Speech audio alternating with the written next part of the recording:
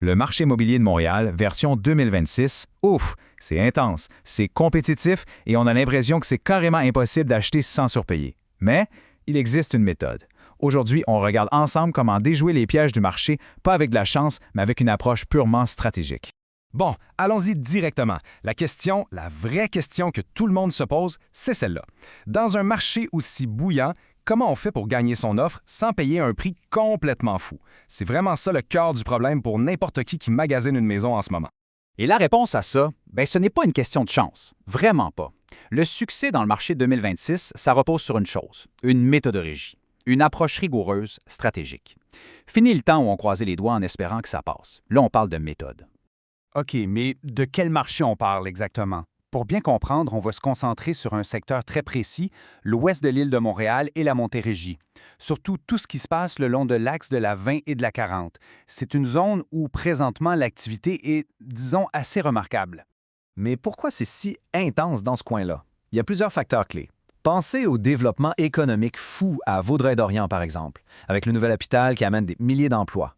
Puis, on ajoute à ça l'attrait qui ne se dément pas pour des villes comme Saint-Lazare, et voilà, on a la recette parfaite pour une compétition féroce entre acheteurs.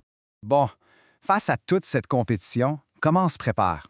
La première chose à faire, la base de la base, avant même de commencer à regarder les photos en ligne, c'est de se bâtir une fondation en béton, un vrai bouclier financier. Ce que ça veut dire, c'est qu'avant même de mettre un pied dans une maison à vendre, le dossier financier doit être, mais impeccable. La préapprobation hypothécaire, là, ce n'est plus une option, c'est une armure. Pour un vendeur, c'est ce qui prouve qu'une offre est sérieuse, qu'elle est solide, que l'argent est là. Mais attention, être solide financièrement, ce n'est que la moitié du combat.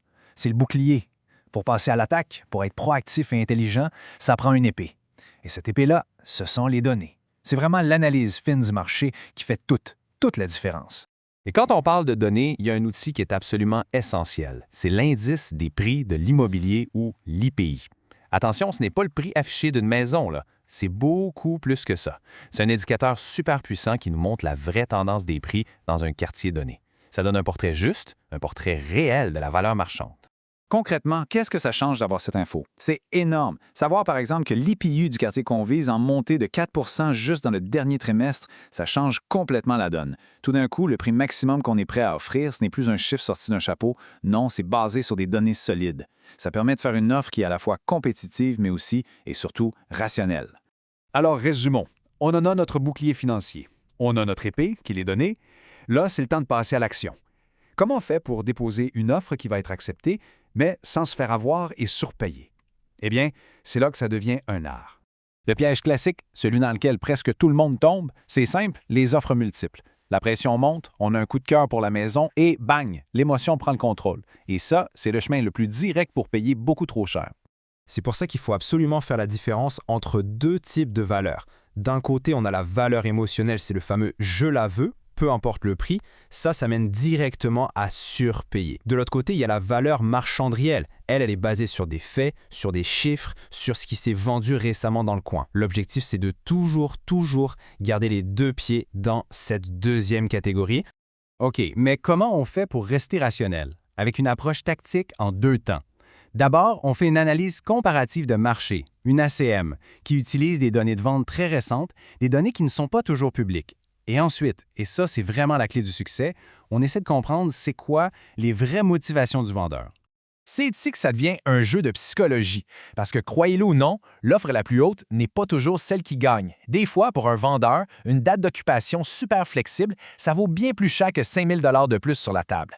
C'est ça une offre qui est non seulement forte, mais intelligente. Bon, l'offre est prête à être déposée, mais juste avant ça, il y a une autre compétence qui est cruciale.